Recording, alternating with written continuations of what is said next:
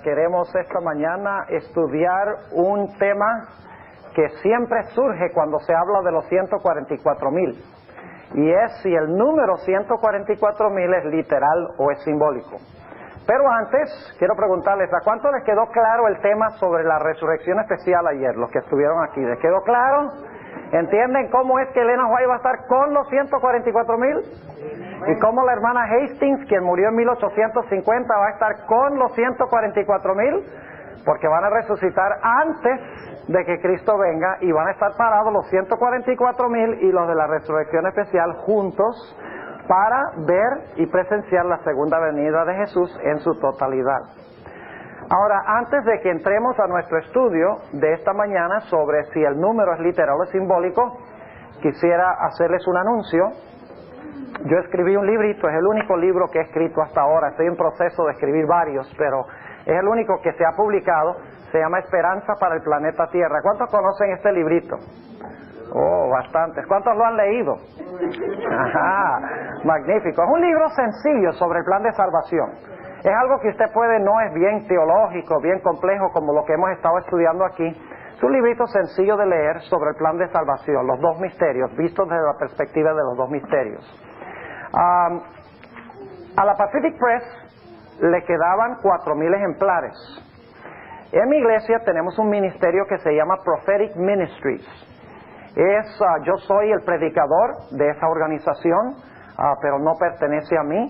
El dueño es un miembro de mi iglesia, un individuo muy pudiente que ha querido usar su dinero para proliferar el mensaje adventista. Entonces, él ha patrocinado una serie de predicaciones o varias predicaciones que yo he hecho para pasarlas a cassette con el fin de venderlas y distribuirlas lo más ampliamente posible. De la venta de los materiales de Prophetic Ministries yo no recibo ni un centavo de remuneración, no recibo ninguna comisión, ningún derecho de autor. Todos esos materiales, cuando se venden, el dinero regresa nuevamente al fondo del ministerio para pagar gastos de producción y para reproducir materiales adicionales.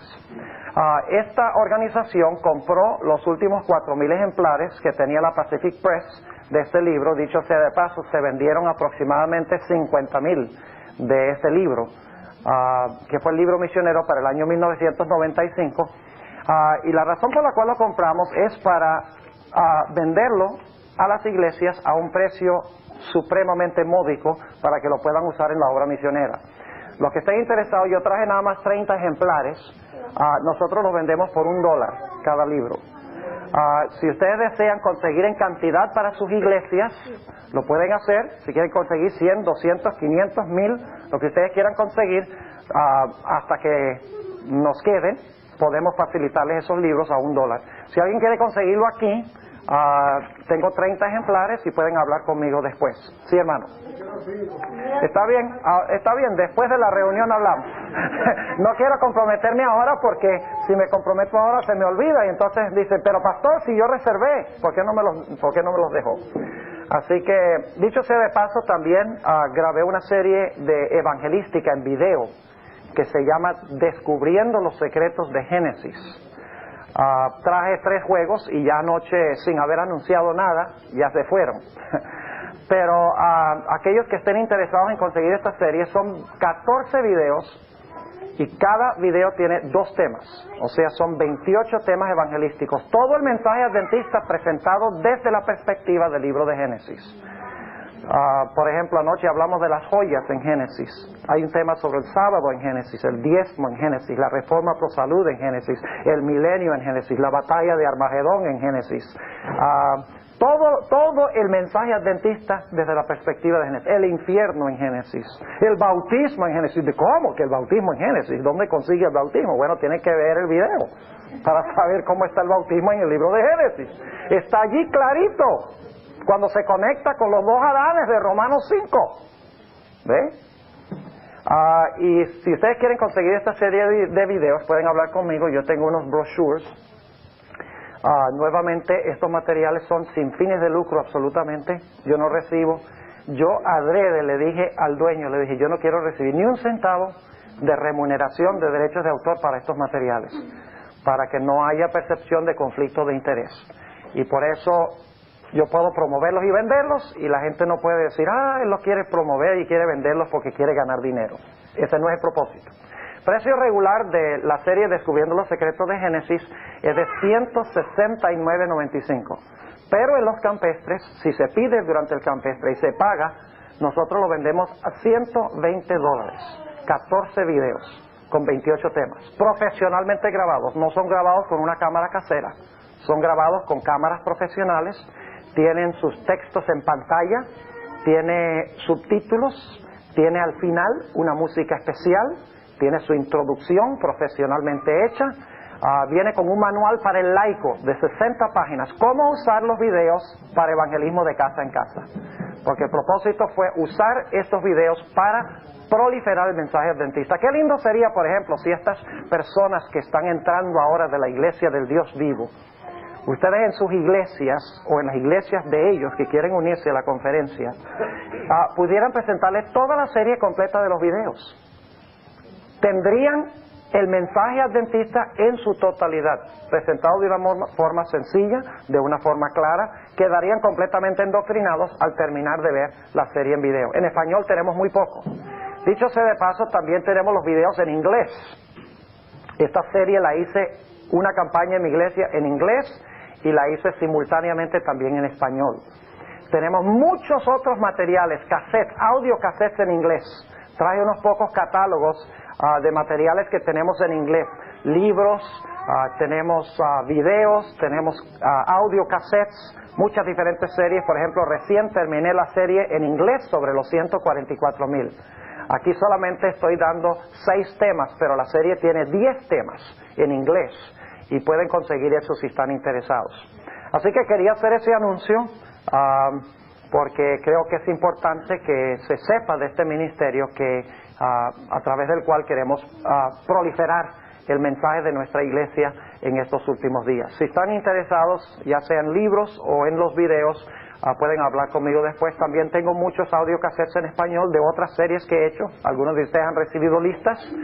Traje de todas las series, las tengo aquí, si las quieren conseguir acá. Me conviene mejor que las consigan acá, porque yo no cobro shipping para los tapes. Entonces cuando ustedes me los piden, yo se los mando. A ustedes no les cuesta más, pero a mí sí me cuesta más. Entonces, si los pueden pedir aquí, queda mejor. Bien, sí.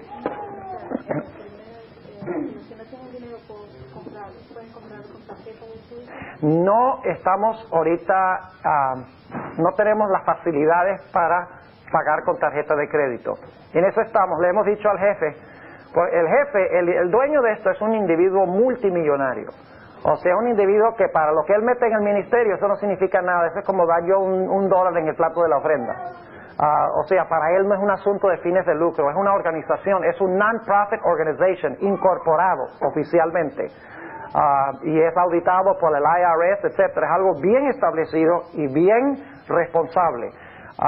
Y él, pues, mete sumas de dinero ahí que son necesarias para producir los materiales y luego entonces con la venta se va reponiendo el capital. Pero le hemos dicho que necesitamos que se pueda vender con tarjeta de crédito, porque esa es la forma como pagan muchas personas, pero todavía no ha querido hacerlo. Así que tiene que ser un money order o un cheque o en cash. Ahora, si los quiere, podemos hacer una excepción. Si usted me llena el formulario y los pide aquí, cuando llegue a su casa me manda el cheque, me llega dentro del término de la próxima semana, entonces de todas maneras le vamos a dejar el precio especial del camp meeting de $120. Porque indudablemente algunos no vinieron preparados para esto. No sabían, aunque deberían haber sabido.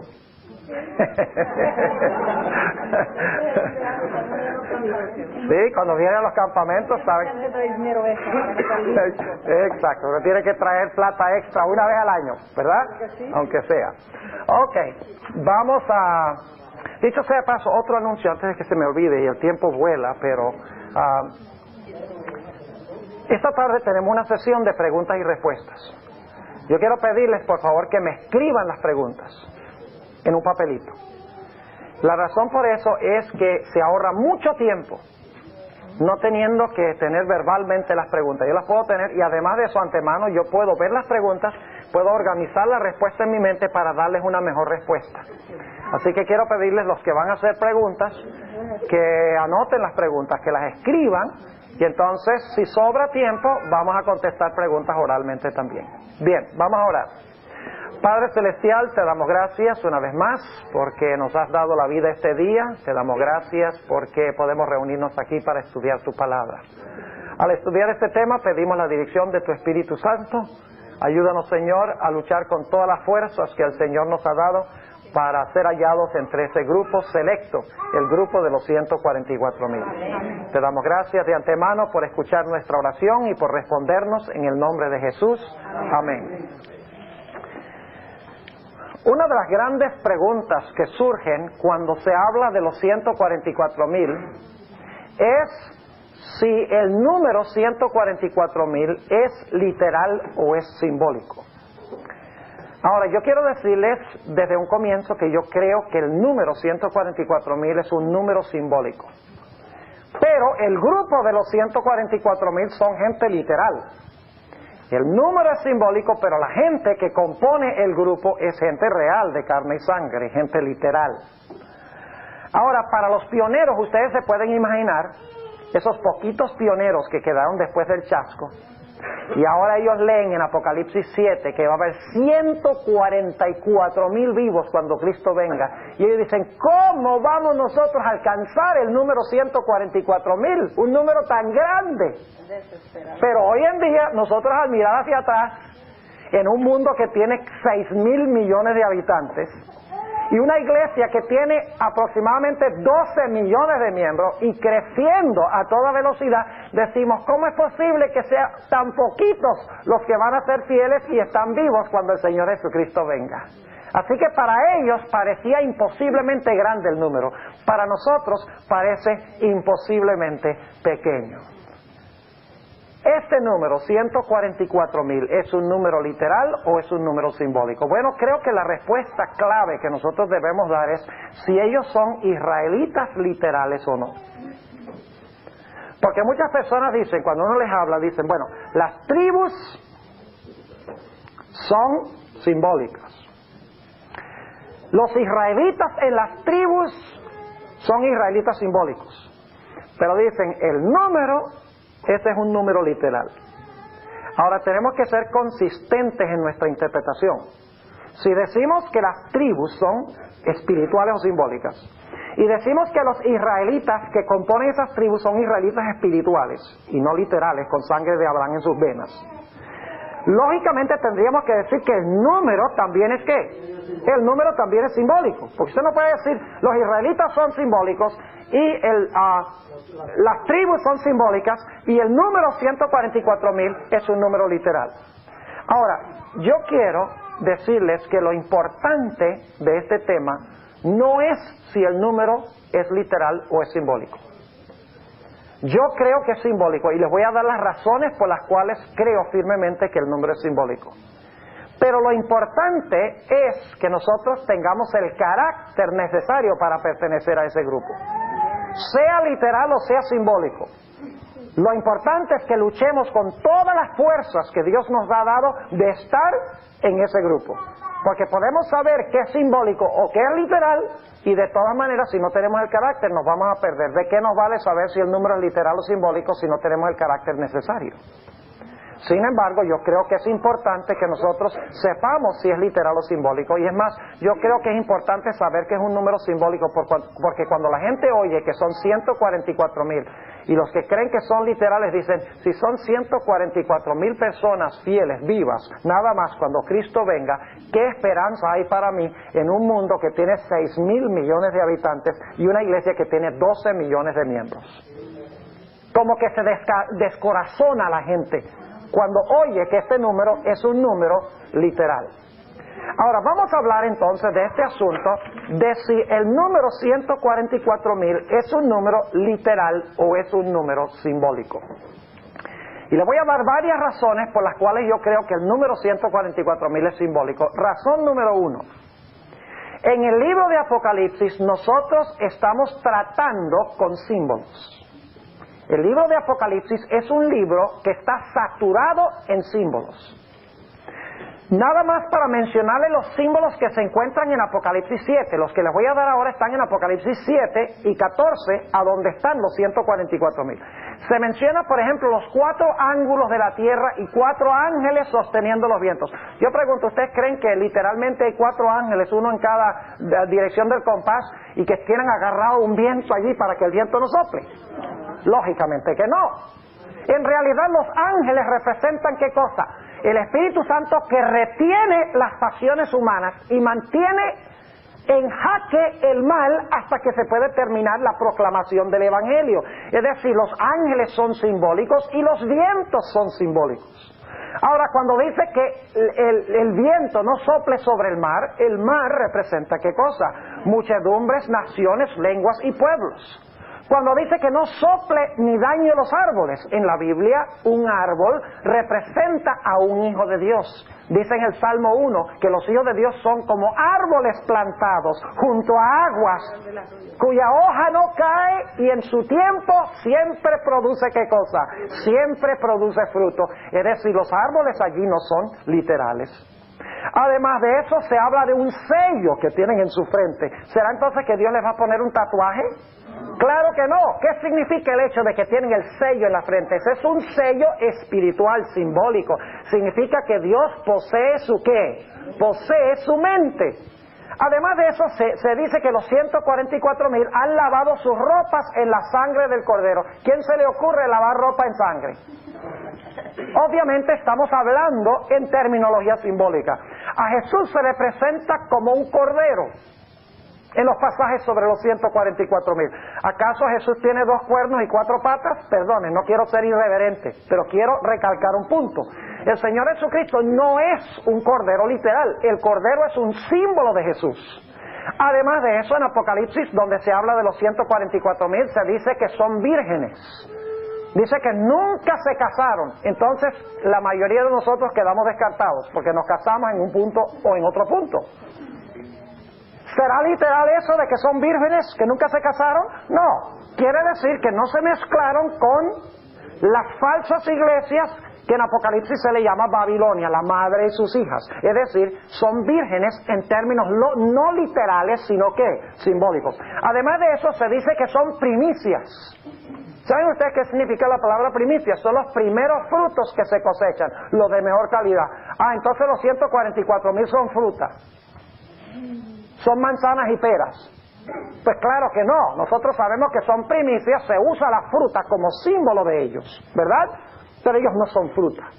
En otras palabras, lo que nosotros tenemos en Apocalipsis el capítulo 7 y 14 son símbolos. Además de eso, vamos a ver en nuestro estudio esta mañana que las tribus que se mencionan allí son tribus simbólicas. Vamos a encontrar que los israelitas que pertenecen a esas tribus son israelitas simbólicos. Entonces inmediatamente nos preguntamos, si los 4 ángulos de la tierra, los 4 ángeles, los vientos, el mar, los árboles, el sello, lavarse la ropa en sangre, el cordero, vírgenes, primicias, todo eso es terminología simbólica, ¿por qué el número 144,000 va a ser literal? Si vamos a ser consecuentes y consistentes en nuestra interpretación bíblica, el número 144,000 debe ser también un número de naturaleza simbólica, porque el libro de Apocalipsis está tratando en terminología simbólica. Esa es mi primera razón. Se van a volver más y más fuertes a medida que vamos. Segunda razón. Si usted cree que solamente habrá exactamente 144,000 fieles vivos cuando Cristo venga, ni uno más, ni uno menos, usted tendría que creer en la predestinación. Porque es imposible, en términos de la ley de probabilidades, que por casualidad exactamente 144,000 personas escojan ser fieles al Señor en la generación final. Obviamente ese número se usa para conectarlo con Israel, ¿no es cierto? Porque es un múltiplo de ¿qué? de 12. El propósito no es recalcar que son 144,000 personas, ni uno más ni uno menos. En ese caso usted tendría que creer que Dios los escogió, exactamente 144,000, y luego descartó a todos los demás, porque es demasiado difícil creer que exactamente 144,000 personas por su libre albedrío escogieron al Señor y son los únicos fieles vivos cuando el Señor Jesucristo venga. Tercera razón, y esta es la más importante de todas. Los 144,000 y la gran muchedumbre que nadie podía contar constituyen el mismo grupo. Y usted me dice, ¿cómo, pastor? ¿Cómo usted puede decir que los 144,000 y la gran muchedumbre son el mismo grupo? Les voy a dar las razones. La razón primera es que en Apocalipsis 7, si van allí conmigo, Apocalipsis 7, ahora vamos a mirar varias cosas aquí. Apocalipsis 7, y yo sé que esto es nuevo para muchos y les parece contradictorio, y dicen, ¿cómo es que la gran muchedumbre que nadie podía contar es lo mismo que 144,000 que uno puede contar? Bueno, eso es lo que vamos a mirar ahora. Apocalipsis 7, y note lo que dice el versículo 15. Esto está hablando de la gran muchedumbre. La gran muchedumbre que nadie podía contar. Dice, por esto están delante del trono de Dios. ¿Dónde están los 144,000? Aquí dice la gran muchedumbre, pero noten Apocalipsis 14:1. Dice, y miré, y aquí el Cordero estaba sobre el monte de Sión, con él 144,000 que tenían el nombre de su Padre escrito, ¿dónde? En sus frentes. Ahora, noten el versículo 15. Por eso están delante del trono de Dios y les sirven día y noche en su templo. Pregunta, ¿la gran muchedumbre que nadie podía contar sirve a Dios en el templo? ¿Sí o no? ¿Qué pasa? Que no los oigo casi. Voy a leerlo de nuevo para que les quede claro. Por esto están delante del trono de Dios y le sirven día y noche en su templo. Ahora escuchen lo que dice la sierva del Señor, Primeros Escritos, página 19. Primeros Escritos, página 19, dice la sierva del Señor. Está participando con los 144,000 en visión. Dice ella, cuando íbamos a entrar en el santo templo, Jesús alzó su melodiosa voz y dijo, únicamente los 144,000 entran en este lugar. Y exclamamos, aleluya. ¿Quiénes son los únicos, según la sierva del Señor, que entran al templo? Los 144,000. Pero ¿dónde está la gran muchedumbre que nadie podía contar? Le está sirviendo en el templo. ¿Están conmigo o no? ¿Cómo es que la gran muchedumbre que nadie podía contar está sirviendo a Dios en el templo? Los 144,000 son los únicos que pueden entrar en el templo. La única conclusión a la cual podemos llegar es que los 144,000 y la gran muchedumbre, que ambos entran al templo, constituyen el mismo grupo. ¿Están conmigo? Ahora, y si ustedes tienen otra solución, me gustaría oírla. Porque si Apocalipsis dice que la gran muchedumbre le sirve día y noche en el templo, y la hermana White dice que solo los 144,000 entran en el templo, entonces la única conclusión es que la gran muchedumbre y los 144,000, que ambos entran al templo, constituyen el mismo grupo. Ahora, yo no entiendo eso. ¿Cómo hago mejor para explicarlo? Quizás por el español. Ah, por mi mal español. No, por mal español. Ok. Voy a explicarlo de nuevo. Y no vamos a quedarnos mucho en este punto, pues tenemos mucho material que cubrir. Pregunta, ¿la gran muchedumbre que nadie podía contar sirve a Dios en el templo, sí o no? Sí. ¿La Biblia lo dice? Sí. Según la hermana White, ¿quiénes son los únicos que van a entrar en el templo? Los 144,000. Los 144,000.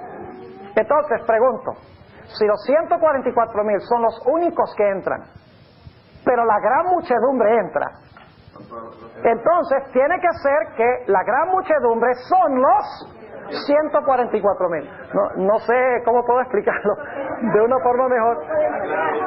¿Ah? Si fueran los grupos, entonces no podrían entrar. Es que si los 144,000 son los únicos que entran, pero la gran muchedumbre entra, tiene que ser el mismo grupo. Ok, está bien. Es el mismo grupo, claro. Sí, hermano. Así que Elena se encuentra dentro de los 144,000.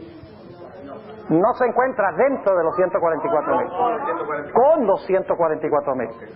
Ok, ahora, déjenme leerles una cita de Conflicto de los Siglos, páginas 706-707. Fíjense esto. No solo la sierva de Dios identifica a los 144,000 con la gran muchedumbre, porque los 144,000 sirven en el templo y la gran muchedumbre sirve en el templo, sino que la hermana White, en su gran comentario sobre los 144,000, entremezcla los versículos que hablan de los 144,000 y la gran muchedumbre. Y se los voy a comprobar ahora. Donde la hermana White habla de los 144,000, ella cita versículos de Apocalipsis, y se los voy a mostrar, que hablan de los 144,000, y también le entremezcla textos que hablan de la gran muchedumbre, y se lo aplica los dos al mismo grupo. Déjenme leerles la cita. Conflicto de los Siglos, 706 y 707.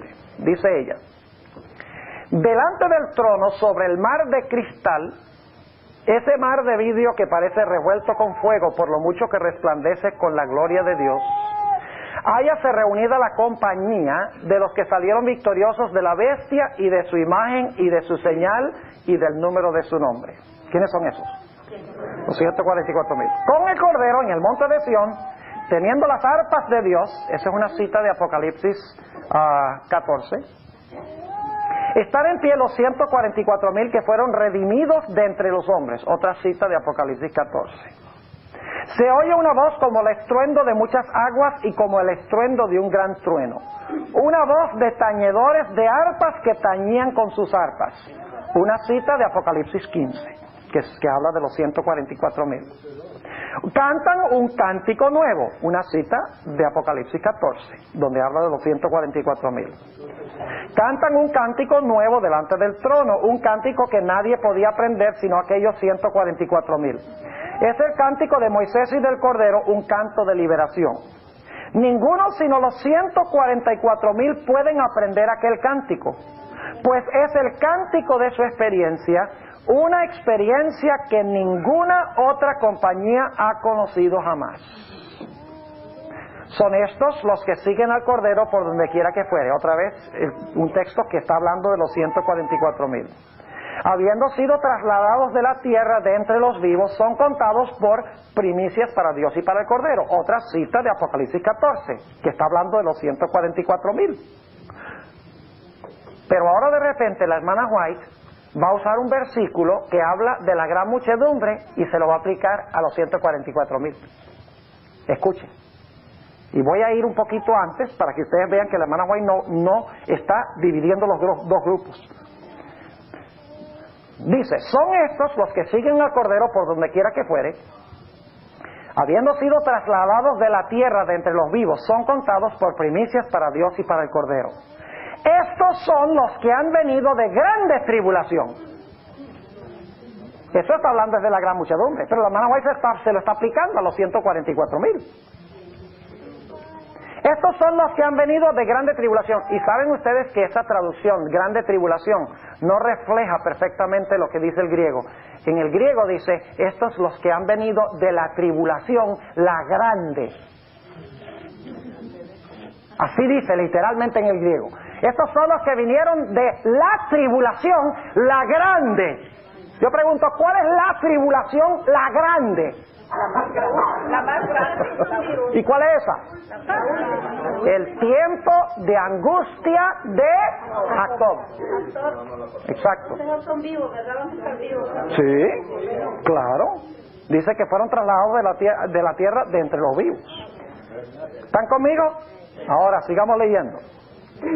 Estos son los que han venido de grande tribulación. Y ahora escuchen, por si acaso alguno no está seguro de cuándo es esa grande tribulación, dice ella, han pasado por el tiempo de angustia, cual nunca ha sido desde que ha habido nación.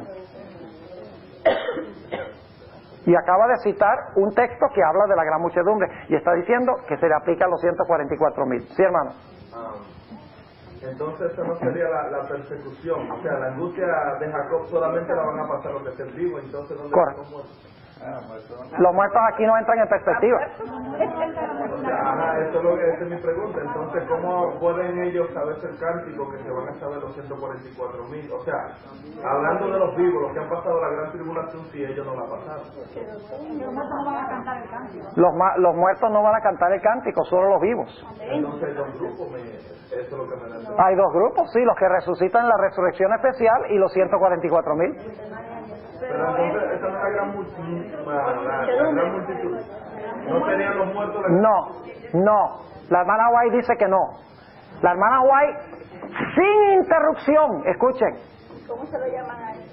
Sin interrupción, ella usa textos que hablan de la gran muchedumbre y se los aplica a los 144,000 que son trasladados de la tierra de entre los vivos. Ese es el punto que yo quiero ver. Lo que pasa es que nosotros, hermanos, muchas veces nos regimos por tradiciones. Porque muchas veces hemos escuchado que se ha enseñado de que, bueno, la gran muchedumbre son los redimidos de todas las edades. Y los 144,000 son los que están vivos cuando Cristo venga. Y entonces dice, y algunos dicen, los 144,000 son los que salen a predicar el Evangelio y se ganan a la gran muchedumbre. Ni en el espíritu de profecía, ni en la Biblia dice cosa tal. Es una especulación que nosotros hemos hecho, pero no está en armonía ni con la Biblia ni con el espíritu de profecía. Ahora, si ustedes quieren seguir discutiendo este punto, podemos tomar el resto del tiempo para hablar de esto. Sí, Nino. La gran muchedumbre sigue al Cordero por donde quiera que va. Sí. La sierva de Dios dice que sí. Dice, estos son los que siguen al Cordero por donde quiera que va. ¿Está hablando ahí de los 144,000? Todo está hablando de los 144,000. La verdad que creemos que 144,000 es un número literal. Miren, hermanos, ustedes han estado escuchando lo que yo estoy leyendo. Yo creo que no. Está surgiendo. Elena G. de White ha hecho, escuchen, Elena G. de White en este pasaje ha hecho alguna distinción entre los 144,000 y la gran muchedumbre. ¿Por qué la hermana White toma textos que hablan de la gran muchedumbre y los aplica en el mismo contexto de los 144,000? ¿Por qué razón? Porque son el mismo grupo. Ahora déjenme terminar de leer la cita. Lamentablemente ustedes no tienen el conflicto de los siglos y no me pueden seguir, pero si pudieran verlo, les quedaría más claro. Dice, estos son los que han venido de grande tribulación. Han pasado por el tiempo de angustia, cual nunca ha sido desde que ha habido nación. Han sentido la angustia del tiempo de la aflicción de Jacob. Han estado sin intercesor durante el derramamiento final de los juicios de Dios. Intercalado entre todo esto está la cita que dice, estos son los que salieron de la grande tribulación, que es una cita que habla de la gran muchedumbre. Pero la hermana White está hablando desde los 144,000. Ahora sigue diciendo, pero han sido librados, y ahora fíjense, pues han lavado sus ropas y las han emblanquecido en la sangre del Cordero. Esa es una cita en cuanto a la gran muchedumbre. Y luego vuelve otra vez a hablar una cita sobre los 144,000. Dice, en sus bocas no ha sido hallado engaño, están sin mácula delante de Dios. La hermana White está entremezclando citas que hablan de los 144,000 y la gran muchedumbre y los está usando como intercambiablemente. Bien, hermano. Pero, ¿puede explicarme usted dónde quedan entonces los que se murieron de Fiabel hasta... ¿Dónde quedan? Ese no es nuestro tema de esta mañana. Oh, ese es otro tema. Ese es otro tema y no está incluido en nada de lo que estamos hablando esta mañana. Ve, porque el asunto es que, mire, yo expliqué ese asunto ayer, ¿verdad? En la mañana. ¿Quedó claro ayer? Vamos a repasar para estar seguros de que están claros en cuanto a esto. Y entonces hoy sí tienen que darme tiempo extra, porque... ¿Sí, hermano? Una sugerencia. Sí. yo sugiero no terminar por completo el tema y después hacer una sesión de preguntas. ¿O pueden preguntar esta tarde? Las preguntas que se hagan a la tarde, pastor. Sí, ahora el asunto es este, mire, ayer vimos claramente que los que están vivos cuando Cristo venga son los 144,000. Dijimos que hay una resurrección especial de justos que murieron en el mensaje del tercer ángel e injustos que son los que traspasaron a Jesús, y eso sucede antes que Cristo venga, poco antes que Cristo venga.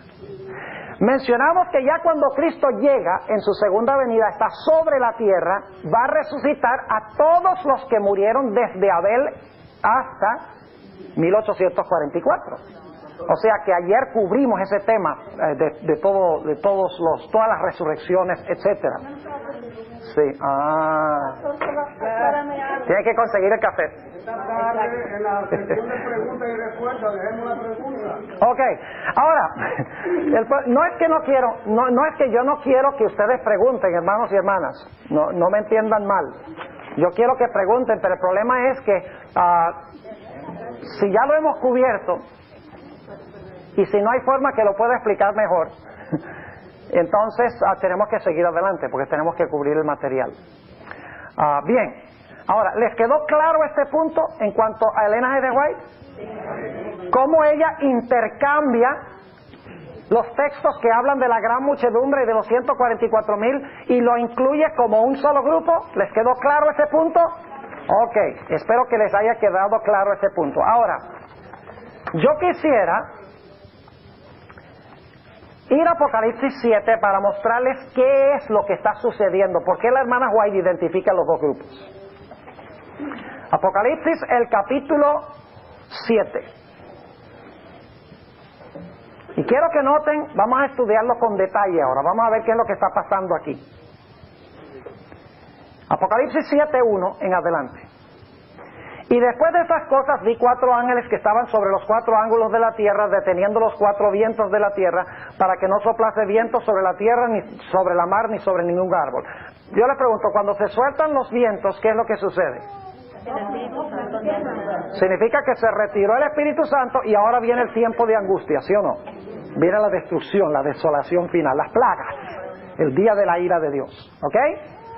Mientras se retienen los vientos, la puerta de la gracia no se ha cerrado, porque se está sellando a la gente antes de que se suelten los vientos. Ya cuando se sueltan los vientos, viene el tiempo de angustia, las plagas y la desolación final. Ahora, pregunto entonces, Apocalipsis 7 está hablando de eventos que suceden antes de la tribulación o después de la tribulación. Antes. Y está hablando de sellamiento, preparando a la gente para pasar, ¿por qué? Por la tribulación. Para que los vientos no lo destruyan con todos los demás. ¿Están conmigo o no? Versículo 2. Vi otro ángel que subía del nacimiento del sol teniendo el sello del Dios vivo, y clamó con gran voz a los 4 ángeles a los cuales era dado hacer daño a la tierra y a la mar, diciendo: no hagáis daño a la tierra, ni al mar, ni a los árboles, hasta, es decir, no suelten los vientos para que venga la tribulación y las plagas y la desolación, hasta que señalemos a los siervos de nuestro Dios, ¿dónde? En sus frentes. Y ahora escuchen el versículo 4. Yo pregunto, ¿Juan ha visto a los 144,000? No los ha visto. En este momento no. Versículo 4. Y oí el número de los señalados. ¿Los vio? No. Oyó el número.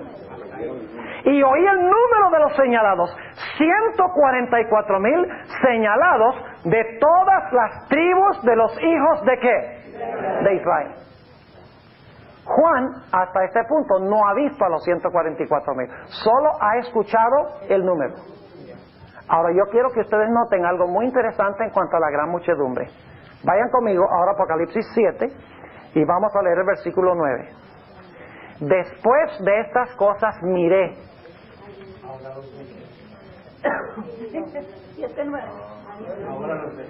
¿Están conmigo? Se lo voy a comprobar. Se mire. ¿Y qué mira? Una gran compañía la cual ninguno podía contar. Ahora escuchen bien. De todas gentes y linajes y pueblos y lenguas. ¿Pueden ser judíos literales? No, porque vienen de toda nación, tribu, lengua y pueblo. Es decir, las tribus son ¿qué? Simbólicas. Y los israelitas que pertenecen a esas tribus son israelitas simbólicos, porque no son judíos, sino que vienen de toda nación, tribu, lengua y pueblo. Aunque puede haber judíos. Puede haber judíos. Pero vamos a leer, antes de terminar hoy, que un judío que no acepta a Cristo no es judío. ¿Cómo que no es judío? Claro, hay judíos y hay verdaderos judíos. Ahora, note lo que sigue diciendo.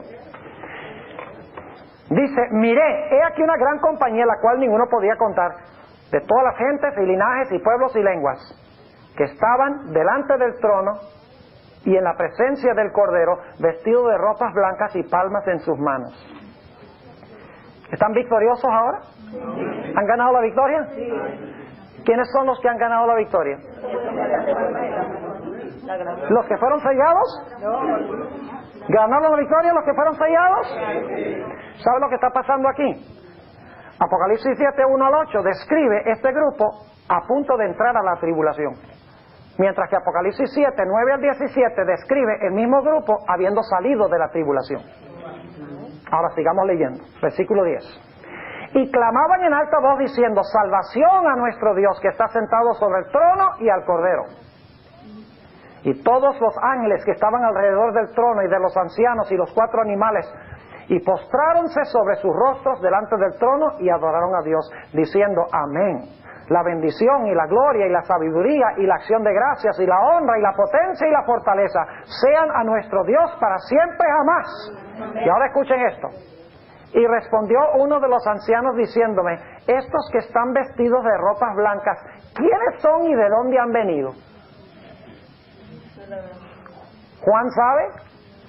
¿Quiénes son estos? ¿De dónde han venido? ¿Por qué no sabe?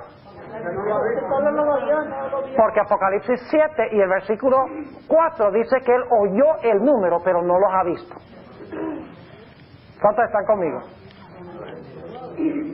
¿Sí? ¿Están o no están? Hasta este punto, ¿Juan ha visto el grupo de los 144,000? ¿Solamente a qué?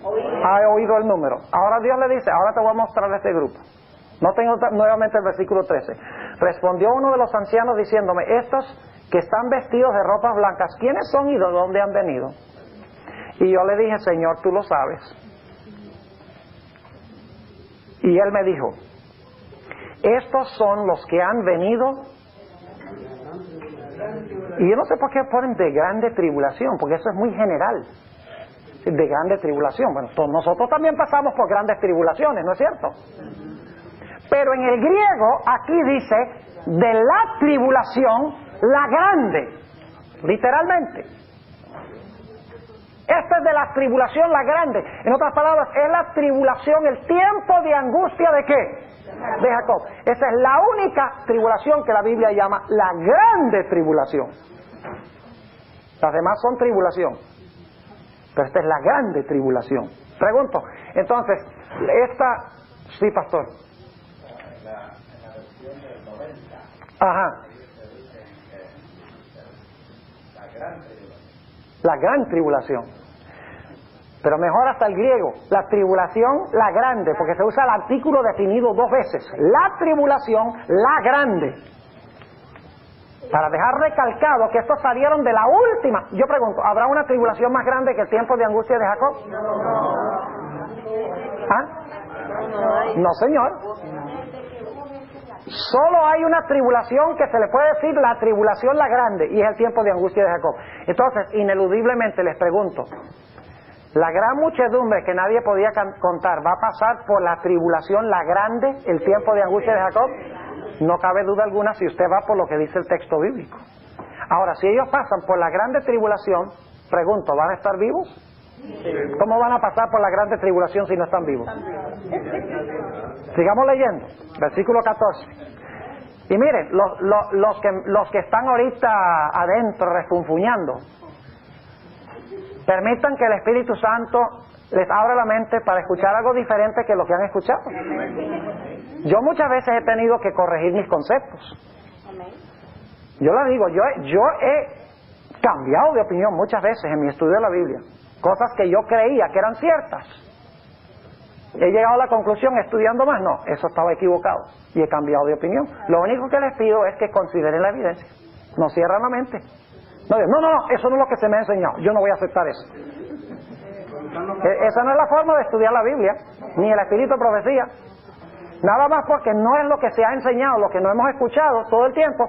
La hermana White nos dijo que debemos evaluar la evidencia y luego tomar la decisión a base de la evidencia. Así que no cerremos la mente, nada más porque no es lo que hemos creído, ni lo que se nos ha enseñado a través de los años. Versículo 14, y yo le dije, Señor, tú lo sabes. Es decir, yo no sé quiénes son. ¿Y por qué es que Juan no sabe quiénes constituyen este grupo? La respuesta es muy sencilla. En la primera mitad del capítulo 7, Juan ha oído el número de este grupo, pero no los ha visto. Por eso tiene que pedirle una explicación al ángel para saber quiénes son. Yo lo voy a comprobar. Vamos a ir a Apocalipsis 19 también en un momento, para que ustedes vean que estamos en buen camino. Versículo 15. Por esto están delante del trono de Dios y le sirven día y noche en su templo. Ahí está otra vez. En su templo. Y el que está sentado en el trono tendrá su pabellón sobre ellos. Y ahora escuchen esto, versículo 16. No tendrán más hambre ni sed. Y el sol no caerá más sobre ellos ni ningún otro calor. ¿Por qué se subraya que no caerá sobre ellos el sol ni ningún otro calor? ¿De qué está hablando eso? Está hablando de la cuarta plaga del libro de Apocalipsis. La sierva de Dios lo deja clarito en el conflicto de los siglos. No van a tener sed porque no hay agua, y van a tener hambre porque no hay vegetación. ¿Por qué? Porque el sol ha secado los arroyos y el sol ha secado la vegetación. Así lo dice la sierva de Dios en el conflicto de los siglos. Pero aquí dice que el sol no va a brillar más sobre ellos. Pregunto entonces, ¿pasaron ellos por el periodo de la cuarta plaga, el sol que quemó las cosas con un intenso calor? Claro que sí. Sin embargo, esa plaga cae después que se cierra la puerta de la gracia, cuando no habrá más mártires. Tiene que ser entonces que la gran muchedumbre estaba ¿qué? Estaba viva durante el periodo de la cuarta plaga. Y luego dice en el versículo 17, porque el Cordero que está en medio del trono los pastoreará y los guiará a fuentes de vivas de aguas, y Dios limpiará toda lágrima de los ojos de ellos. Hay bastantes razones para concluir de que la gran muchedumbre que nadie podía contar son los 144,000. No cabe duda alguna. Si miramos lo que dice la Biblia y lo que dice el espíritu de profecía y lo tomamos seriamente, nos damos cuenta que lo que tenemos en Apocalipsis 7 es, en los primeros 8 versículos, Dios habla del sellamiento de su pueblo que está por entrar a la grande tribulación. Porque cuando termina el sellamiento, ¿qué hacen los ángeles? Sueltan los vientos y viene ¿qué cosa? La gran tribulación, la grande. La segunda perspectiva de este grupo son la muchedumbre que nadie podía contar. Y describe el mismo grupo que fue sellado a punto de entrar a la tribulación. Y ahora los presenta como habiendo ¿qué cosa? Salido de la grande tribulación, han blanqueado la sangre y Dios los lleva a aguas vivas y no tendrán más calor, el sol no brillará sobre ellos, su alimento estará seguro. Es decir, tenemos dos cuadros, los 144,000 a punto de entrar a la tribulación cuando están siendo sellados para ser protegidos cuando se suelten los vientos, y el mismo grupo que se conoce como la gran muchedumbre que nadie podía contar, que es ese grupo que salió de la grande tribulación y ahora está redimida con Dios, sana y salva. Ahora ustedes dicen, bueno pastor, pero ¿cómo puede haber una perspectiva tan aparentemente contradictoria? 144,000 y luego una muchedumbre que nadie podía contar y es el mismo grupo. ¿Saben lo que Dios quiere hacer? Y se los voy a mostrar en un momento. Lo que Dios quiere que nosotros veamos es que esta generación serán su verdadero Israel. Por eso se usa una intensificación del número 12. Pero con la gran muchedumbre que nadie podía contar, quería decir, este Israel en realidad no son 144,000 personas literales, en realidad es una muchedumbre de personas que nadie podía contar. ¿Están entendiendo lo que estoy diciendo? Ahora, yo quiero mostrarles esto yendo a Apocalipsis, a otras partes donde se usa este mismo sistema de ver y oír. Esto es algo común en los escritos de Juan en Apocalipsis. Vayan conmigo a Apocalipsis 1 y el versículo 10. Dios muchas veces le muestra algo a Juan y luego le dice, ve y oye, y a veces oye y luego ve, y lo que oye y lo que ve es lo mismo. Note lo que dice Apocalipsis 1 y el versículo 10. Apocalipsis 1:10. Dice, yo fui en el Espíritu en el día del Señor y oí detrás de mí una gran voz como de trompeta. ¿Ha visto Juan algo todavía? Todo lo que ha presenciado lo ha ¿qué? Oído. Pero ahora noten el versículo 12. Y me volví a ver la voz que hablaba conmigo y vuelto vi 7 candeleros de oro, y luego habla de Cristo, quien está en medio de los candeleros. Yo pregunto, ¿lo que oye y lo que ve es lo mismo? Claro que sí. Ahora déjenme mostrarles un ejemplo aún más interesante. Vayan conmigo a Apocalipsis el capítulo 5 y el versículo 5. Apocalipsis el capítulo 5. Este fenómeno de ver y oír, y que lo que ve y lo que oye es lo mismo, pero se expresa en términos distintos, es muy común en el libro de Apocalipsis. Note lo que dice Apocalipsis 5 y el versículo 5. Está hablando del libro que tiene 7 sellos. Dice, y uno de los ancianos me dice, no llores. He aquí el león de la tribu de Judá. ¿El quién? El león de la tribu. ¿Quién es ese? Ah, gracias, Cristo. El león de la tribu de Judá, la raíz de David, que ha vencido para abrir el libro y desatar sus 7 sellos. Yo pregunto aquí, ¿Juan está viendo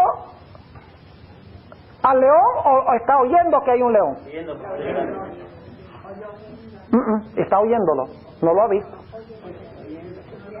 Sí, porque dice, uno de los ancianos me dice, no llores. Y aquí el león de la tribu de Judá, la raíz de David, que ha vencido para abrir el libro y desatar sus 7 sellos. Pero ahora noten, y miré, y he aquí en medio del trono y de los 4 animales, y en medio de los ancianos estaba un cordero. Óigame, esto está raro. Un león que es un cordero.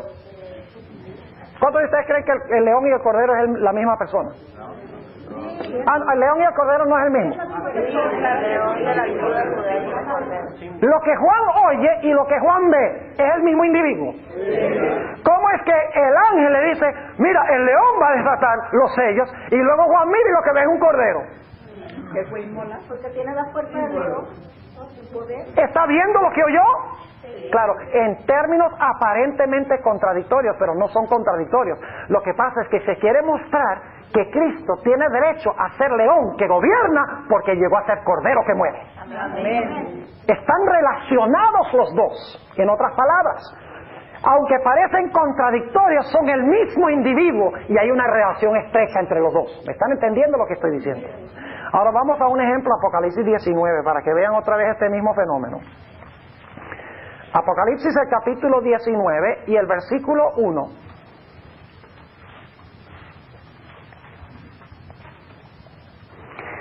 Después de estas cosas oí. Noten, oí una gran voz de gran compañía, parecido a lo que leímos en Apocalipsis 7 de la gran muchedumbre. Sí, una gran compañía en el cielo que decía, aleluya, salvación y honra y gloria y potencia al Señor Dios nuestro, porque sus juicios son verdaderos y justos, porque Él ha juzgado a la grande ramera. Pregunto, lo que está oyendo Juan aquí, ¿ya Babilonia ha sido castigada y el pueblo de Dios ha sido salvo? ¿La gran muchedumbre está en el cielo salvo? ¿La ramera ha sido juzgada?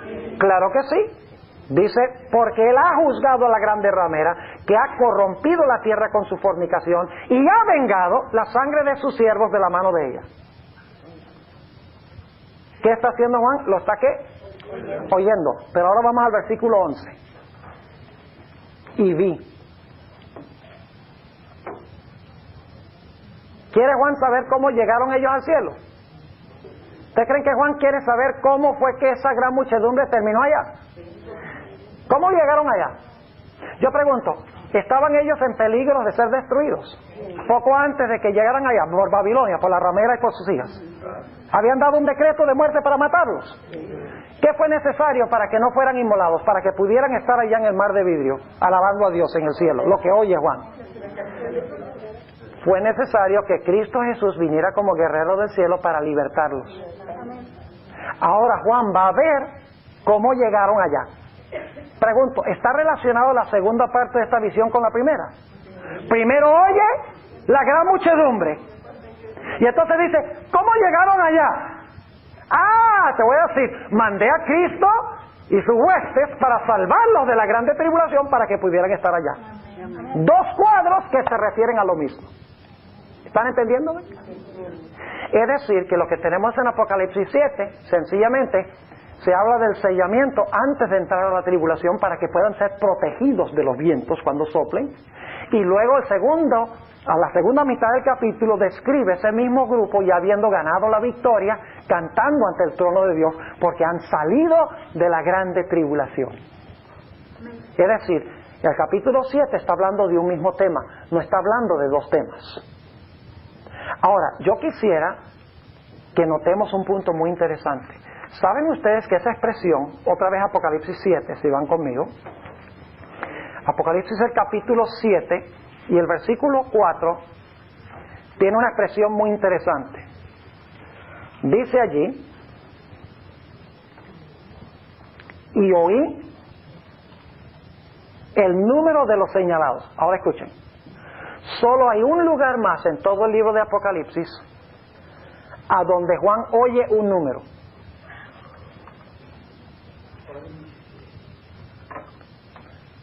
Un número de personas. No estamos hablando del número de la bestia, etc. Estamos hablando del número de personas, un grupo, del número de un grupo de personas. Solo dos sitios en el libro de Apocalipsis. Este es uno. ¿Este está hablando de los salvos o de los perdidos? Ahora, quiero que noten que este pasaje de Apocalipsis 7, el sellamiento, viene en el contexto del sexto sello. Escuchen bien, no se me distraigan, son cosas complejas, pero importantes. Inmediatamente antes de este pasaje que habla del sellamiento, habla de la destrucción de los impíos, ¿sí o no? Dice que se esconden en las cuevas, ruegan que las rocas caigan sobre los grandes, los capitanes, los fuertes, todos los grandes del mundo están siendo destruidos. Pero en contraste con los destruidos, ¿están quiénes? Los sellados. Yo pregunto, ¿quiénes van a estar en la mayoría en los últimos días? ¿Los salvos o los perdidos? ¿Quién va a tener la mayoría de la gente? ¿Los salvos o los perdidos? Los perdidos a leguas.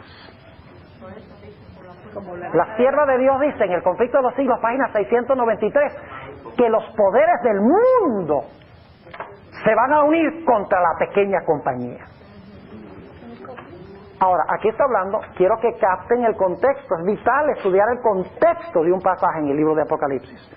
Habla de la destrucción de estos impíos que querían destruir al pueblo de Dios. Viene Cristo y manifiesta la ira del Cordero contra estas personas que quieren inmolar a sus hijos. Y luego presenta a los que fueron sellados. Estos son los fieles, 144,000. Ahora, ¿saben ustedes que este fenómeno también sucede en otra parte del libro de Apocalipsis? No en el sexto sello, sino en la sexta trompeta. Y saben que la sexta trompeta apunta al mismo tiempo que el sexto sello.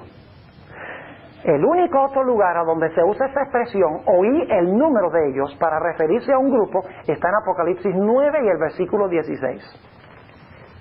Vayan conmigo allá. Apocalipsis 9 y el versículo 16. Y dicho sea de paso, escuchen bien, inmediatamente después de hablar de este grupo del cual vamos a leer ahora, en Apocalipsis 10 tenemos una visión del remanente que abren el librito de Daniel, estudian las profecías, tienen su profeta y proclaman el mensaje final al mundo. Fíjense nuevamente el contraste entre los impíos y quiénes, y el pueblo de Dios. En el sexto sello, los impíos están para destruir al pueblo de Dios, en contraste están los sellados. En la sexta trompeta tenemos ahora, vamos a leerlo, una descripción de los impíos. Y luego entonces tenemos una visión en Apocalipsis Dios de 2 a 10 del remanente de Dios. Los impíos y el remanente. Ahora noten la descripción en Apocalipsis 9 y el versículo 16. Y vamos a leer el versículo 14 para el contexto, diciendo al sexto ángel que tenía la trompeta: desata los 4 ángeles que están atados en el gran río Éufrates. Y fueron desatados los 4 ángeles que estaban aparejados para el día y la hora, el mes y el año, para matar la tercera parte de los hombres. Y ahora escuchen el versículo 16. Y el número del ejército de los de a caballo era 200 millones. Y ahora noten, y oí el número de ellos. ¿Los ha visto? No. ¿Los ha visto? No, señor. ¿Qué es lo que ha hecho? Oír el... Ahora yo pregunto, ¿qué representa este ejército de 200 millones? Y están a caballo. ¿Ustedes creen que este número es literal? ¿Ustedes creen que alguien va a reunir un ejército de 200 millones de personas para pelear allá en Israel? No caben en Israel 200 millones. Y además de eso, hoy no andan guerreando en caballos. Escuchen bien. El contraste que se está haciendo aquí es entre Cristo, que viene con sus caballos en Apocalipsis 19, para libertar a su remanente de Satanás, quien es el líder de esta hueste de 200 millones. El énfasis no es que va a haber 200 millones, ni uno más ni uno menos. El énfasis es, escuchen bien, que las huestes de Satanás son millones, mientras que el grupo de Dios es una pequeña compañía, los 144,000. Ese es el énfasis. Ahora, por si acaso alguno se pregunta si esto es cierto, déjenme leerles una cita del Conflicto de los Siglos, página 676. La hermana White tenía esto clarito. 676. La hermana White tenía esto claro, porque era inspirada por Dios. Note lo que dice la sierva del Señor. Está en el capítulo sobre el tiempo de angustia. Dice, y no está traducido bien, le voy a decir como dice en inglés. Yo creo que los teólogos deben traducir los libros del Espíritu y Profecía, porque hay cierta terminología que la hermana White usa que se debe traducir literalmente para conectarlo con expresiones de la Biblia. Dice ella, dice la sierva del Señor: así como Satanás influyó en Esaú para que marchase contra Jacob, así también instigará a los malos para que destruyan al pueblo de Dios en el tiempo de angustia. La grande tribulación, ¿verdad? Como acusó a Jacob, acusará también al pueblo de Dios. Y ahora dice, cuenta a las multitudes del mundo entre sus súbditos. Esa palabra cuenta en inglés es he numbers. Los enumera. ¿Cuántos son el número de los seguidores de Satanás? 200,000. Ni uno más ni uno menos. Son 200 millones de caballos. Yo creo que en el mundo no hay 200 millones de caballos.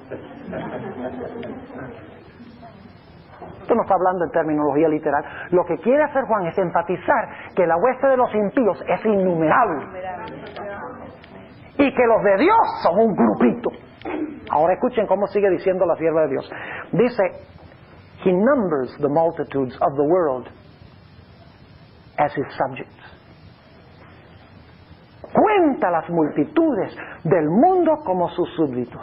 Y ahora ella dice, pero la pequeña compañía, ¿ven el contraste? De los que guardan los mandamientos e infiere que que guarda sus mandamientos, que guarda los mandamientos de Dios, resiste a su pretensión a la supremacía. Y luego dice, si pudiese hacerlos desaparecer. La hermana White usa una expresión más clara, if he could blot them out from the earth. ¿Qué significa blot out? Borrar, tachar. O sea, la expresión no es hacerlos desaparecer. Entonces tiene que conseguir los libros en inglés. ¿Ves? Es como, por ejemplo, leer la Biblia en griego y en hebreo. Mucho mejor leerlo en griego y en hebreo. Porque cuando usted tiene una traducción, usted tiene una traducción a otro idioma y se pierde la fuerza original. Eso es lo lindo de saber leer inglés, los libros de la hermana White en el original. Como por ejemplo, en la traducción dice que Babilonia enseña doctrinas ponzoñosas. En inglés dice poisonous doctrines. ¿Por qué no traducen doctrinas venenosas? Porque ponzoñoso, bueno, una ponzoña tiene una avispa, ¿verdad? Entonces inyecta el veneno, pero ¿por qué no decir el veneno de una vez? You hear me? All right. Praise the Lord. Así que dice, si pudiese tacharlos de la tierra, su triunfo sería ¿qué cosa? Completo. No es coincidencia que en la sexta trompeta se menciona el Éufrates y los 4 ángeles. La sexta plaga está hablando también del Éufrates, del secamiento del Éufrates. Cuando las aguas del mundo están por ahogar al pueblo de Dios, Dios va a secar las aguas. Amén. Pequeño remanente ese que se encuentra fiel a Dios, todo el mundo, compañía de hombres armados, se preparan para emprender la obra de destrucción. El Dios de Israel intervendrá para libertar a su pueblo. Este es el contraste que está haciendo la hermana White. Este es un mensaje de consuelo, hermanos. Que 144,000 no son 144,000 literales, pero comparados con los millones del mundo, es una pequeña compañía del verdadero Israel de Dios. Por eso es un múltiplo de 12 intensificado. Ahora, sigamos leyendo aquí de Apocalipsis 9 para que ustedes vean si esto no es Satanás y sus huestes en la crisis final. Dice allí en el versículo 17, ahora dice que ha oído el número de ellos, ¿verdad? Pero de repente dice, y así vi los caballos en visión. Ahora lo que oyó, ¿qué? Ve. Lo que oye y lo que ve es lo mismo, pero menos con los 144,000 en la gran muchedumbre. Eso sí, no son los mismos. Ahí está la excepción. Thank you very much. Good idea, but it doesn't work. Versículo 17. Y así vi los caballos en visión, y los que sobre ellos estaban sentados, los cuales tenían corazas de fuego, de jacinto y de azufre. ¿Esto está hablando de gente literal? No, está describiendo a los enemigos del pueblo de Dios. ¿De dónde vienen? Vienen del infierno. ¿Y quién es el líder del infierno? El diablo. Está hablando de Satanás reuniendo sus huestes en los últimos días para atacar al pueblo de Dios. Dice, y las cabezas de los caballos eran como cabezas de leones, y de la boca de ellos salía fuego y humo y azufre. Este es un ejército del infierno. Versículo 18. De estas 3 plagas fue muerta la tercera parte de los hombres, del fuego y del humo y del azufre que salían de la boca de ellos, porque su poder está en su boca y en sus colas, porque sus colas eran semejantes a serpientes y tenían cabezas y con ellas dañan. ¿Ven la imagen? Serpientes, leones, fuego. ¿Son símbolos de quién? De Satanás. Y dice, y los otros hombres que no fueron muertos con estas plagas aún no se arrepintieron de las obras de sus manos, para que no adorasen a los demonios ni a las imágenes de oro y de plata y de metal y de piedra y de madera, las cuales no pueden ver ni oír ni andar. Está hablando, es una referencia a la adoración de la imagen de la bestia. Y no se arrepintieron de sus homicidios, ni de sus hechicerías, ni de su fornicación, ni de sus hurtos. ¿Captan el cuadro que se está pintando aquí? Es un cuadro que contrasta el remanente pequeño con las multitudes innumerables de Satanás. Por esas razones que Dios tiene que sellar a los 144,000 antes de la tribulación, la grande. Porque si no lo hace, no serían protegidos, sino que serían destruidos por este ejército. ¿Está claro? Ahora, Vamos a terminar con esta pregunta y hay tanto más que tenemos que cubrir, pero vamos a hacer lo que podamos dentro de los 15 minutos que nos quedan. Sobre la pregunta, ¿estos son judíos literales o son judíos espirituales? Son judíos espirituales. No son judíos literales. Ahora, sobre la pregunta, ¿qué es un judío espiritual? Yo pregunto, ¿esta gente es de toda nación, tribu, lengua y pueblo? Sí. Ya lo leímos de la gran compañía, pero escuchen bien. El mensaje de los tres ángeles, ¿a quiénes se manda? A toda nación, tribu, lengua y pueblo, incluyendo el mensaje del tercer ángel. ¿Qué es el mensaje del tercer ángel? Que nadie debe recibir la marca de ¿qué? De la bestia. Más bien recibir ¿qué? El sello de Dios. Ahora, yo pregunto entonces, ¿personas de toda nación, tribu y lengua y pueblo van a recibir la marca de la bestia? ¿Personas de toda nación, tribu y lengua y pueblo van a recibir el sello de Dios? Entonces, si personas de toda nación, tribu, lengua y pueblo van a recibir el sello de Dios, no pueden ser judíos literales, aunque son de las 12 tribus de Israel. ¿No están, ¿los perdí? ¿O están conmigo? Déjenme leerles una cita del Espíritu de Profecía. Aquí lo que falta es tiempo Tampoco pueden ser testigos de Jehová. para cubrir bien la cosa. Ahora, déjenme leerles una cita de la hermana White. Esta cita, la hermana White lo tenía clarito. Lo tenía bien claro. La hermana White tiene todo claro. Nosotros somos los que tenemos las cosas confundidas. La gente dice, esa viejita que sabía. Mientras más estudia la hermana White, más concluye que ella tenía una luz sobrenatural. Note lo que dice en el libro Consejos para los Maestros 410 y 411. Dice, el mensaje del poder renovador de la gracia de Dios será proclamado a todo país y clima, hasta que la verdad circunde el mundo. Y ahora escuchen esto. Entre los que serán sellados, ¿quiénes son los sellados según Apocalipsis 7? 244,000, ¿y son de qué? Estos son judíos nomás. Dice que son de la tribu de Israel, dice ahí. ¿Y dónde dice espirituales ahí? Bueno, hermanos, ustedes no necesitan ser un rey Salomón, tener la sabiduría de un rey Salomón, para saber que si los mensajes de los tres ángeles, incluyendo la advertencia de no recibir la marca de la bestia y sí recibir el sello de Dios, si eso va a toda nación, tribu, lengua y pueblo, entonces va a haber sellados en toda nación, tribu, lengua y pueblo. Y marcados con la marca de la bestia. Eso descarta la idea de que son judíos literales. Y demuestra que los sellados no están en Israel, están en todo el mundo. Amén. La batalla final no es en Israel, la batalla final es mundial. Sigue diciendo ella. Entre los que serán sellados habrá quienes vendrán de toda nación, tribu, lengua y pueblo. De todo país se reunirán hombres y mujeres.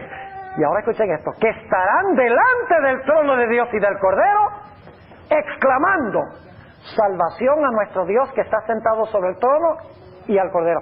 Ay, un momentico, esa es una cita que se le aplica a la gran muchedumbre. Acaba de hablar de los sellados y luego entonces le aplica un versículo sobre la gran muchedumbre. La misma cosa. ¿Cómo resolvemos ese problema?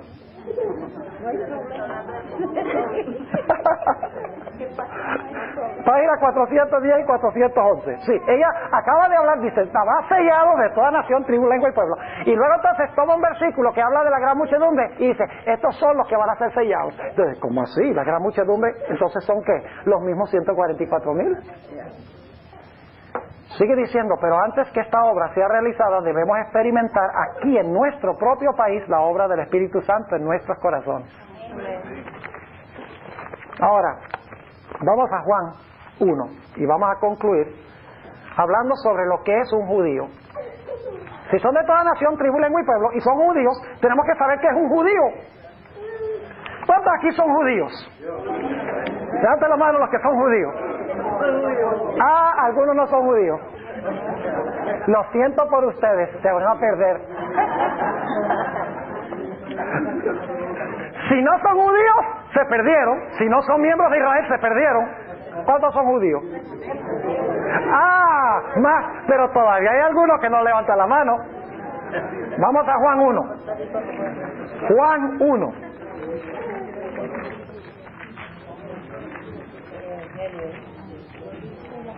¿Quién escribió el Evangelio según San Juan? ¿Quién escribió Apocalipsis? ¿El mismo? ¿Creo entonces que deben estar conectados los libros? ¿Sí es el mismo autor? Claro que sí. Ahora sí, les voy a mostrar qué es ser un verdadero israelita. Juan 1. Y oren para que no le llegue la ley rápido aquí. Juan 1:29. Dice, escuchen bien. El siguiente día ve Juan a Jesús que venía a él y dice, he aquí el Cordero de Dios que quita el pecado del mundo. ¿Cómo presenta Juan a Jesús? Como el Cordero, muy bien. Y luego noten el versículo 36. Y mirando a Jesús que andaba por allí, dijo, he aquí el Cordero de Dios. Y luego noten lo que dice, lo que sigue diciendo en el versículo 40. Era Andrés, hermano de Simón Pedro, uno de los dos que habían oído de Juan y le habían seguido. Ah, hay un grupo que sigue al Cordero aquí. ¿Sí? Y luego noten el versículo 43. El día siguiente quiso Jesús ir a Galilea y halla a Felipe, al cual dijo, sígueme. Hay un Cordero y hay un grupo que le ¿qué? Ah, un grupo que le sigue. En Apocalipsis los 144,000 siguen al Cordero. Y usted dice, bueno, coincidencia, pastor. Vayan conmigo un poquito más adelante en Juan 1, que ustedes vean. Jesús llega a donde está un individuo que se llama Natanael, uno de los discípulos que poco conocemos de él. Pero noten lo que dice el versículo 47. Jesús vio venir así a Natanael y dijo de él, he aquí un verdadero israelita. Ah, entonces hay falsos israelitas también. ¿Sí o no? ¿Han leído ustedes alguna vez en Apocalipsis 3 donde habla de la sinagoga de Satanás que dicen que son judíos y no son? Y que la hermana White dice que esos son los que se van a postrar a los pies de los santos al final del tiempo de angustia, cuando Dios libre a su pueblo, desde el momento cuando se realiza la resurrección especial. Los 144,000 y los que resucitan la resurrección especial serán libertados por la voz de Dios, y la sinagoga de Satanás estará postrado ante los pies de los santos durante toda la venida de Jesús. Ellos dijeron que eran judíos, pero no eran. Pregunto, ¿eran cristianos? ¿Sí o no? Los peores enemigos del pueblo de Dios en los últimos días serán cristianos. ¿Sí, hermano? Algo muy impresionante que yo puedo descubrir estudiando es que gran parte de los judíos están involucrados en sociedades secretas ocultistas que llevan la cábala y están combinados con la logia masónica. Incluso tengo un periódico donde ahora se celebró el Passover en Bayonne, aquí en New Jersey, donde se hace un anuncio que la logia masónica con la sinagoga judía iban a celebrar el Passover juntos. Así que muchos de ellos están involucrados en sociedades secretas ocultistas. Pero muchas de esas personas Dios las va a rescatar para el Evangelio. Amén, amén. Y entonces serán verdaderos judíos. Amén. Porque ahora esa gente, si no han aceptado a Cristo, no son verdaderos judíos. Vamos a seguir leyendo. Dice, versículo 47. ¿Se menciona la palabra Israel en relación con los 144,000? ¿Se menciona que siguen al Cordero por donde quiera que va? ¿Nataniel siguió a Jesús por donde quiera que fue? Claro que sí. Y ahora noten otra conexión. Jesús vio venir a Natanael y dijo de él, he aquí un verdadero israelita en el cual no hay engaño. ¿Saben ustedes cuál es la palabra ahí? La palabra pseudos. ¿Han leído ustedes de Apocalipsis 14 donde dice que de los 144,000 en su boca no hubo engaño? Es la palabra pseudos. Ahora, ¿qué hizo que Natanael fuera una israelita de verdad? ¿El hecho de que tenía sangre de Abraham? No. ¿El hecho de que vivía en Palestina? No. Sigamos leyendo. Versículo 48, dícele Natanael, ¿de dónde me conoces? Respondió Jesús y díjole, antes que Felipe te llamara, cuando estabas debajo de la higuera, te vi. Respondió Natanael y díjole, Rabí, tú eres el Hijo de Dios, tú eres el Rey de Israel. Amén. ¿Qué es lo que hace que Natanael sea un verdadero israelita? El hecho de que aceptó a Cristo Jesús como el Mesías, como su Salvador personal, que siguió al Cordero por donde quiera que va. No es la sangre que usted tiene. ¿Sabe usted que la mayoría de las iglesias hoy en día dicen que Apocalipsis está hablando de una guerra que se va a realizar en el Medio Oriente? Y que esto está hablando de judíos literales en Apocalipsis, que se van a levantar los árabes y los chinos y los rusos y van a venir una coalición de 200 millones para atacar a Israel allá en el Valle de Megido. ¡Qué falsificación! Con razón se le llama al protestantismo apóstata el falso profeta, porque ha establecido todo un sistema falso de interpretación profética, dirigiendo los ojos a Israel cuando el enemigo está en Roma, y cuando ellos mismos van a ser el enemigo y no lo ven, porque están interpretando mal las profecías. La razón por la cual el pueblo judío crucificó a Cristo es porque interpretó mal las profecías. Y la razón por la cual al final de la historia los cristianos van a crucificar al remanente de Cristo es porque interpretan falsamente las profecías bíblicas. No sé si esta es la ley. Esta es una nueva ley. Este es el nuevo pacto. La ley vino a salvar. Pero le digo que este pacto que tenemos aquí, este pacto es más suavecito. Este pacto, no voy a decir más bueno porque me meto en problemas con el otro. Ahora, ¿entiende lo que significa ser israelita, ser judío? Significa aceptar ¿a quién? A Jesús. ¿Conoce ese texto de Gálatas 3 y el versículo 29 donde dice, si vosotros sois de Cristo, simiente de Abraham sois, y herederos de qué cosa?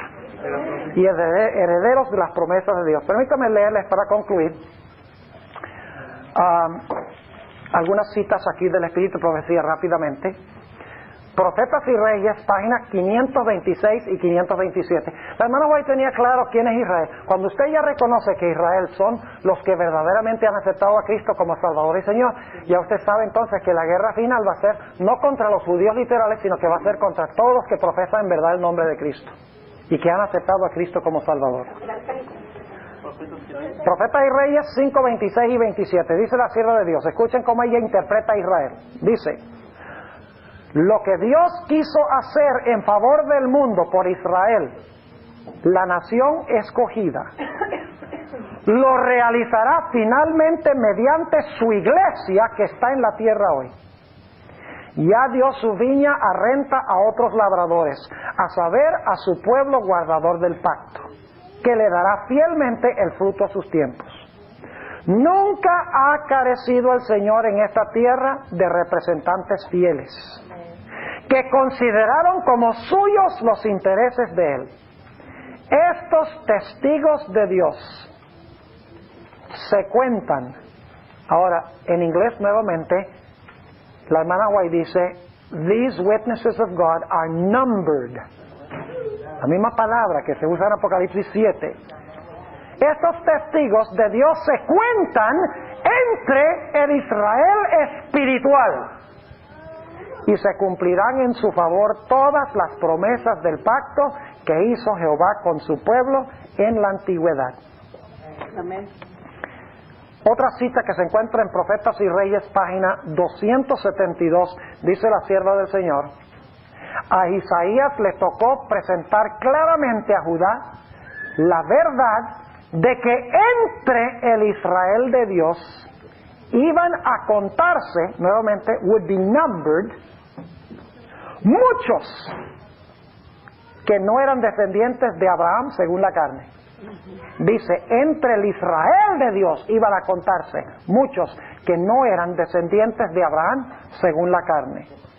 En la página 275, esa es la página 272. En la página 275 de Profetas y Reyes, la sierva de Dios dice, el Espíritu de Dios iba a derramarse sobre toda carne. Está hablando del día del Pentecostés. Los que tuviesen hambre y sed de justicia debían contarse entre el Israel de Dios. ¿Qué significa entonces ser Israel de Dios? Significa aceptar al Señor Jesucristo como nuestro Salvador y como nuestro Señor. Y aquí llego a mi último punto en el minuto que me queda. No es suficiente aceptar a Jesús como Salvador. Hay que aceptar a Jesús también como Señor. El mundo cristiano habla mucho de la gracia y habla mucho de la justificación, pero la sierva de Dios dice que Dios no justificará a nadie que no esté dispuesto a ser santificado también. No es suficiente que estemos en Cristo, Cristo tiene que estar en nosotros. Es muy diferente decir que estamos en Cristo que Cristo en nosotros. Uno es la justificación y el otro es la santificación. Ahora ustedes dicen, ¿cómo es que yo puedo desarrollar ese carácter de Cristo? Jesús lo ha dado muy claramente cómo podemos llegar a ser su Israel. Él dice, mirando a cara descubierta como en un espejo la gloria del Señor, somos transformados de gloria en gloria a su misma semejanza. Somos transformados por la contemplación, por lo que dejamos entrar por nuestros ojos y por nuestros oídos, por nuestros 5 sentidos. Si dejamos entrar sexo ilícito, si dejamos entrar violencia, si dejamos entrar música indebida, lo que nosotros dejamos entrar por nuestros 5 sentidos determina la clase de carácter que vamos a tener. Y Cristo nunca llevará al cielo a uno que quiera los beneficios de la salvación sin cumplir las responsabilidades de la salvación. Vivimos en un país donde todo el mundo reclama sus derechos. My rights, my rights. Sí, pero ¿cuáles son tus deberes? No tienes derecho de reclamar tus derechos al menos que cumplas tus responsabilidades.